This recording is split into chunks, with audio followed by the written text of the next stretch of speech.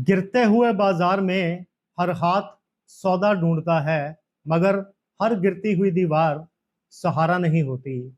Market गिरे तो हमें लगता है अपॉर्चुनिटी आ गई, लेकिन सच, हर गिरता हुआ स्टॉक अपॉर्चुनिटी नहीं होता। यस बैंक में क्या हुआ? स्टॉक 400 से गिर के 300 पे आ गया। हमें लगा एक नॉर्मल डिप। स्टॉक 300 से 200 के लेवल पे, हमें लगा फर्दर डिप। और फिर स्टॉक 200 से 100 पे, हमें लगा गोल्डन अपॉर्चुनिटी।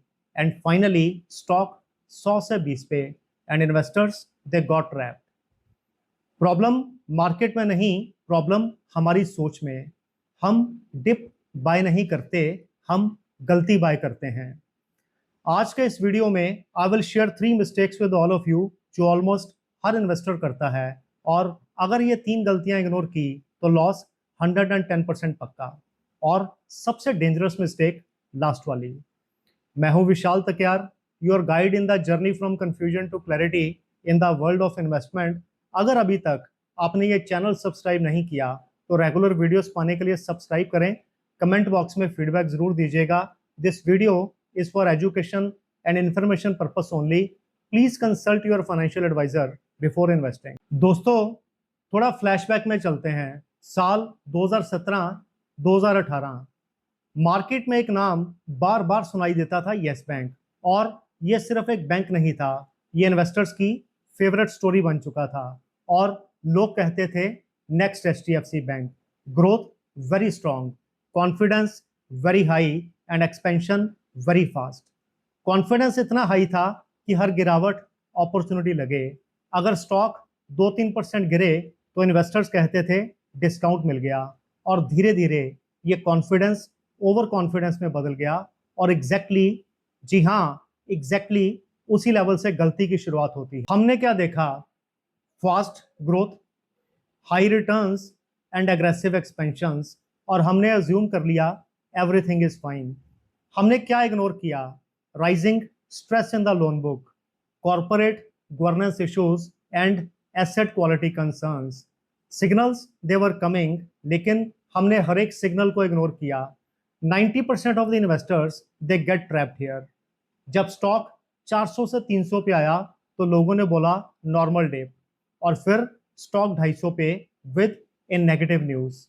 लोगों ने बोला सेंटीमेंट खराब है, बिजनेस फंडामेंटल्स आर इंटैक्ट। लेकिन सच्चाई, ये सिर्फ एक नॉर्मल डिप नहीं था, it was a warning signal. ये सिचुएशन एग्जैक्टली एक बिल्डिंग की तरह था, जो बाहर से appear to be very safe and fine, लेकिन अंदर से the foundation was getting weak. Price गिरना हमेशा अपॉर्चुनिटी नहीं होता। कभी कभी ये सिग्नल देता है that business is facing some tough challenges. इसलिए जब स्टॉक प्राइस गिरे, 2 possibilities they come into the picture. पहला, मार्केट का मूड खराब है। और दूसरा, the business is having certain issues. हमारी सबसे बड़ी प्रॉब्लम, हम दोनों में डिफरेंस किए बिना बाय कर लेते हैं।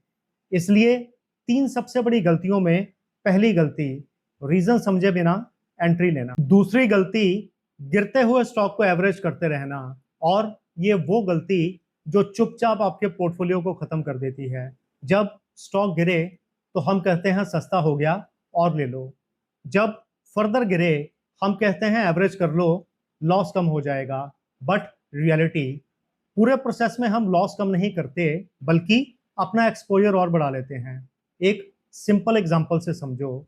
एक डूबती हुई कश्ती में और वजन डालने से वो बचती नहीं, बल्कि और तेजी से डूबती है। और यहीं पर ज्यादातर इन्वेस्टर फंस जाते हैं। Let us check with an example.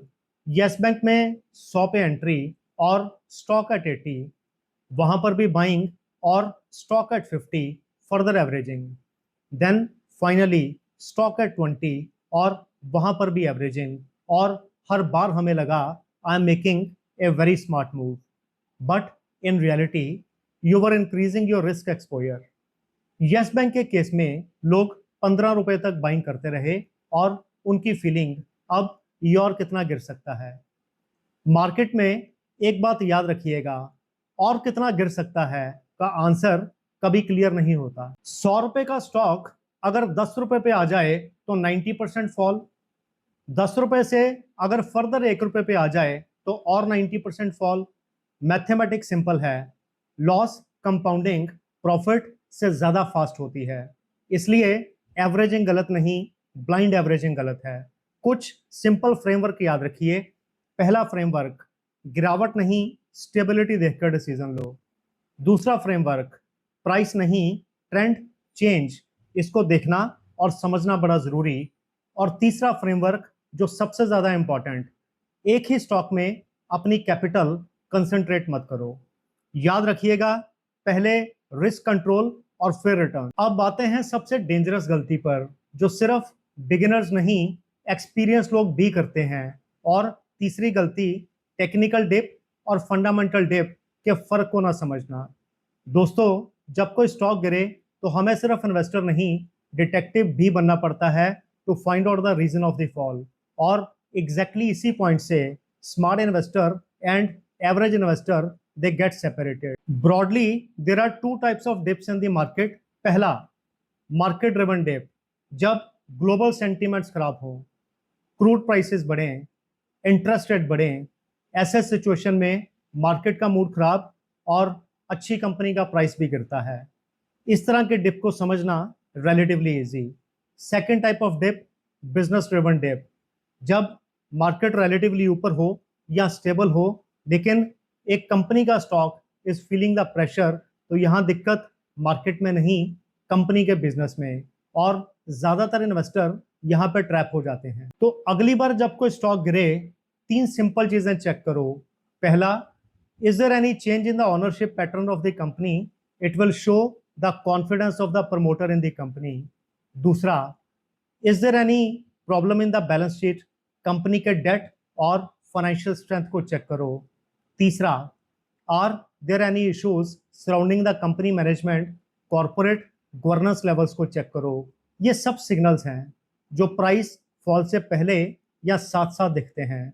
Problem ये नहीं कि लोग डिप बाय करते हैं, प्रॉब्लम ये है they don't check the reason. अगर गिरावट का रीजन स्ट्रांग है तो ये सिर्फ डिप नहीं, इट्स ए वार्निंग।